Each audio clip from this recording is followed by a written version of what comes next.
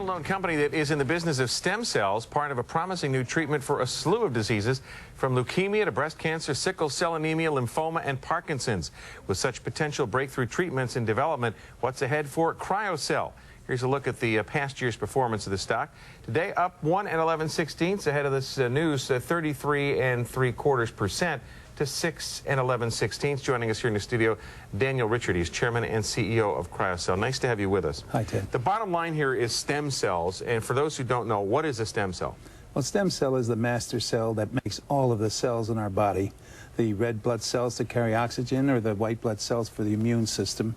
And that basically is what we take from the newborns. All right, now why would I want my newborn's stem cells removed directly from the umbilical cord immediately postpartum?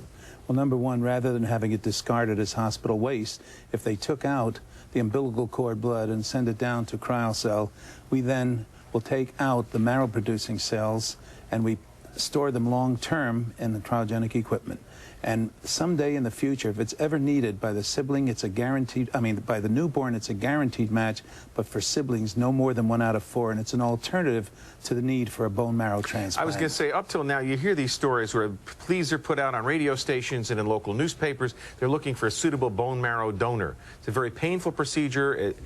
This eliminates this? These stem cells act as little seeds from which you can then grow bone marrow? Actually, if everybody were to store their cord blood, what would happen is they would have the ability to develop and protect the immune system, not only for transplantation, but if someone got ill, they could bolster the immune system. All right, now bottom line is the actual aspiration or extraction of this blood from the cord, from the placenta, it used to take up a lot of room, didn't it? 100 milliliters or so? The average could be that, but on the other hand, when we aspirate, there's no pain, no risk to the mother or child. And what we do after we centrifuge it at our lab, we only store about the size of a nail the actual CD34 cell, or the cells that would be used for transplant. Now this is frightfully expensive, isn't it? No, actually we're the most affordable in the United States. Thanks for asking the question.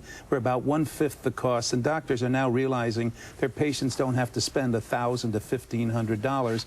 We're $275, and that includes the testing, the collection kit, all of the processing, and the first year's storage. And then it's $50 thereafter. Now, there are other companies, Cord-Cell, ViaCord, there's the Cord Blood Registry at University of Arizona. You're the only publicly traded company. That's correct, and everyone that you named all cost more than $1,000 to $1,500.